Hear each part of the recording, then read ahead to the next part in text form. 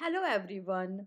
In today's video, we are diving into AWS EKS Auto Mode, a new feature designed to simplify and streamline the management of your Kubernetes workloads on AWS.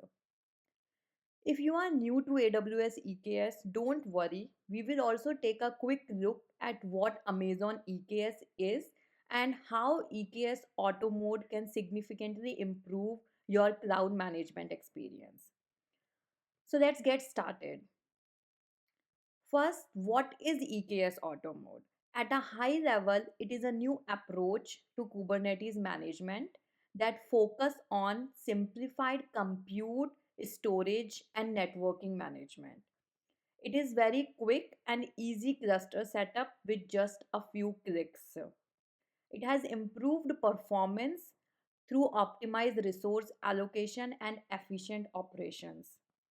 It also reduces operational overhead by automating cluster management tasks. So, with EKS Auto Mode, now you can focus on developing your applications while offloading infrastructure management to AWS. Think of it as taking EKS to the next level. Now let's just take a quick look at how the architecture of EKS cluster worked before auto mode. So this is the diagram from AWS documentation, and here you can see in the traditional EKS cluster, AWS manages the control plane of your Kubernetes cluster. As you can see, this is your EKS account and all the API server and ITSI instances are the only thing that EKS manages. And you were responsible for all these stuff, like all the essential plugins like EKS pod identity, kube proxy, load balancer controller, core DNS, and Carpenter for auto scaling. This is all users' responsibility. Even tasks like updating EC2 instances, applying patches on those EC2 instances on a regular basis, configuring storage, it's all users' responsibility. So now you can imagine this has added a lot of operational overhead on your infrastructure team. So now we can see how EKS Auto Mode has changed things. So this is the architecture diagram from AWS documentation, and this is how it looks like. So now you can see that you have an EKS cluster, and now AWS is not just managing the control plane, it handles compute, it handles storage, networking, and auto scaling for you. It already has Carpenter, an intelligent auto scaling tool built in that automatically scale your nodes based on workload demands. So here you can see this is how it looks like. There is no need for manual node management. Nodes are pre-configured and the updates on those EC2 instances happen automatically every 21 days.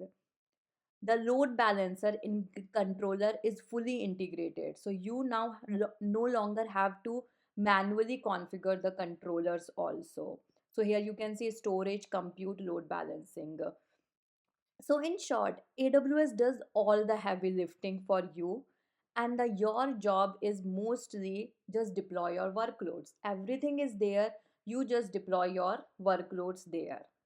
These EC2 instances lives on your AWS account, but it's managed by the EKS only. Now we will look at some key features of EKS Auto Mode. So the compute management. So it has pre-configured nodes, means no SSH access, no manual updates. Automated upgrades happens every 21 days that ensures your nodes are always patched with the latest updates. It has intelligent auto scaling. So automated Carpenter dynamically scales your workloads without manual intervention. So it is using Carpenter, which is inbuilt. Customization option. So this, when you click on the quick cluster, it will always have all the default configuration, but it provides you the option to customize as well, via node pools and node classes based on your requirement. Integrated load balancing. So it has built-in support for your application and network load balancing, so that AWS now automatically handles your load balancer that ensures seamless integration with your application. What does that mean? Now, actually, whenever you delete your EKS cluster with auto mode, your load balancers will also get deleted because now everything is managed through EKS cluster only. Storage automation, so storage volumes, everything life cycle of the storage, it's all handled by the EKS. Pod identity simplification, so we don't have to have complex configurations like OIDC providers or service accounts. AWS handles IAM permissions seamlessly.